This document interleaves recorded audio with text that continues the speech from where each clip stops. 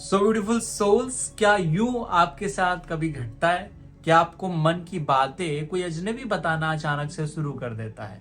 आपके इर्द गिर्द के लोग, आपके परिवारजन आपको अपने मन की बात, अपने दिल का हाल बताना शुरू कर देते हैं। जो आता है अपने मन की बातें आपको बता के चला जाता है, और आपके डीएम अपने प्यार को, अपने इमोशंस को आपके सामने एक्सप्रेस करने लगते हैं। इसके विपरीत कब ऐसा नहीं होता है, इस पे हम डिटेल से बात करें।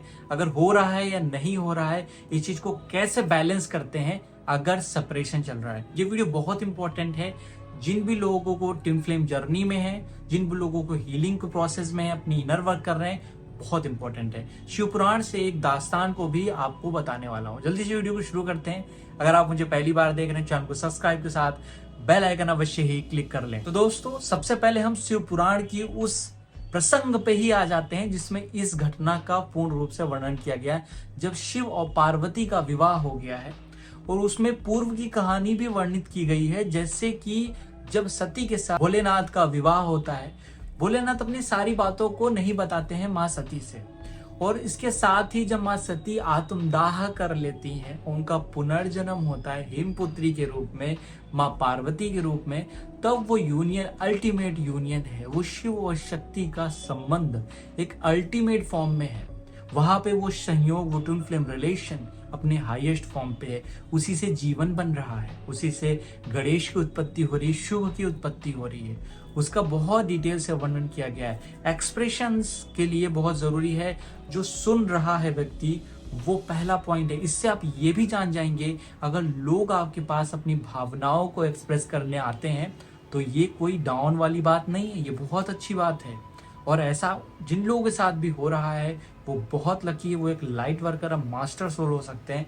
कैसे अपनी पावर को आप आइडेंटिफाई कर सकते हैं इस फेज में। पहला है, जिसके सामने भी आप अपनी भावनाओं को बताते हैं, वो अगर आपको बिना जज किए स्वीकार कर लेता है, आप जैसे भी हैं, तो एक पहला चरण कंप्लीट होता है। क्योंकि जब भी शिव उनकी सुंदरता का वर्णन कर रहे थे तो ये बताते हैं, मैंने पूर्व में कभी भी आपके समक्ष इस तरह की बातों का वर्णन नहीं किया है। अब इस समय में आपसे, आप कितनी सुंदर हैं, इसका वर्णन शिव जी कर रहे हैं माँ पार्वती के सामने। कितना खूबसूरत है। उसी तरह से एक्सप्रेशन या किसी इमोशंस को शेयर करने का फेस तभी आता है जब डीएफ भी बैलेंस होती है और डीएम भी बैलेंस होता है। आपके भीतर भी शिव और शक्ति दोनों स्वरूप, आपके लेफ्ट और राइट ब्रेन दोनों ही बैलेंस होते हैं। ऐसा नहीं है सिर्फ आप लॉजिकल हैं, ऐसा नहीं है सिर्फ आप इमोशनल हैं। दोनों को समझ से में लेके चलने लगते हैं, जज नहीं करते हैं। ये पहला चरण आप क्रॉस करते हैं, पहला स्टेज क्रॉस करते हैं, तब एक्सप्रेशन डीएम करने लगते हैं। और उसी स्टेज में ही आप थोड़ा भी इसके नियर पहुंचते हैं तो आपको महसूस होगा एनिमल्स आपसे कनेक्ट होने लगेंगे। आपके आसपास जो अजनबी हैं वो बहुत ज्यादा आतुर हो जाएंगे अपनी भावनाओं को आपसे बताने के लिए, क्योंकि आप जज नहीं कर रहे हैं। इंसान बोलता उसे है जिससे डांट नहीं पड़ती है, बताता उसे है जिससे कोई भी ऐसा उपेक्षा नहीं हो जाएगी जिससे उसको ब्लॉकेज महसूस हो, बंधन महसूस हो। दूसरा चरण है, दूसरा चरण बहुत इंपॉर्टेंट है। यह है विशुद्धि चक्र की पूर्ण शुद्धि। इसे हम विशुद्धि चक्र क्यों कहते हैं?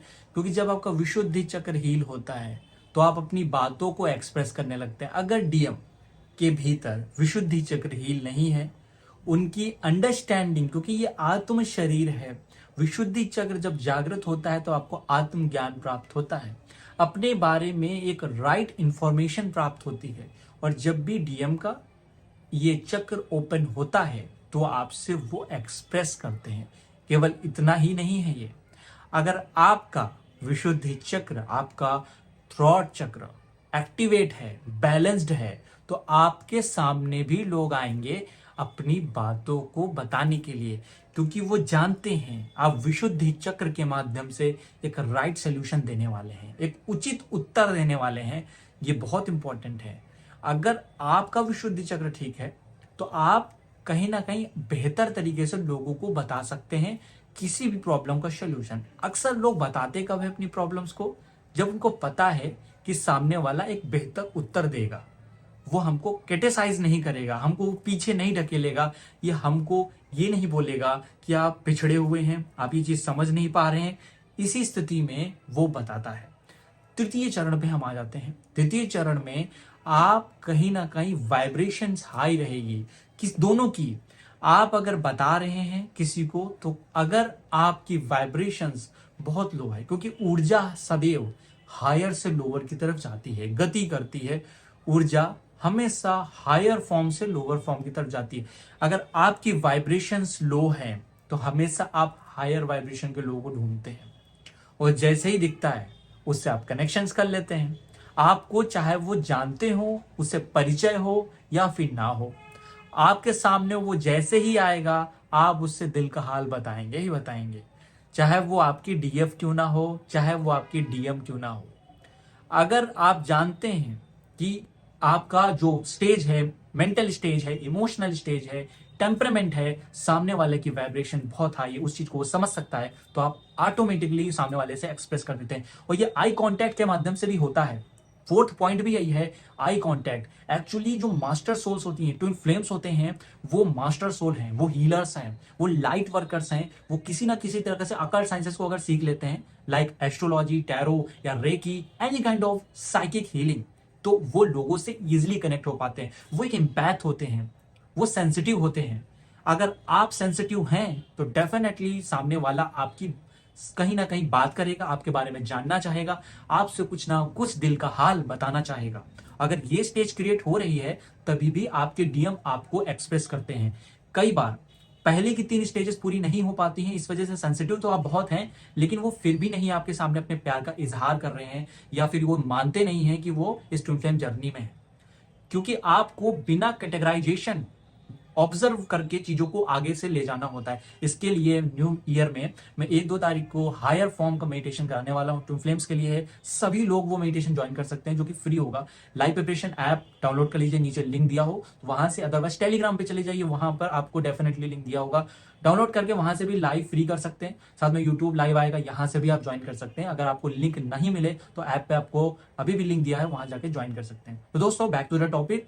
फिफ्थ पॉइंट जो कि बहुत इंपॉर्टेंट है, जो अक्सर इग्नोर करते हैं दोस्तों, शिव और शक्ति जब यूनियन में आते हैं, पार्वती और शिव जब यूनियन में आते हैं, तो कहीं ना कहीं उनका शुद्धिकरण, वो डिटॉक्स हो चुके होते हैं।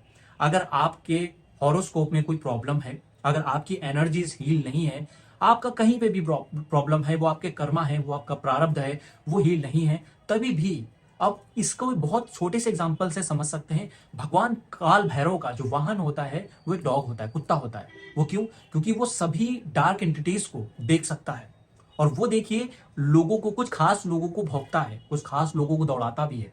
और कहीं ना कहीं वो आपके कर्मों को अगर देख पा रहा है तो वो बार कर दो डार्क एनर्जीज पे भी भौंकता है, उसको वो चीज स्पष्ट रूप से दिखाई देती है। वो नकारात्मक शक्तियों को भी अवशोषित कर लेता है। इसी वजह से केतु की रेमेडीज हम जब करते हैं तो हम डॉग को कुछ ना कुछ देते हैं।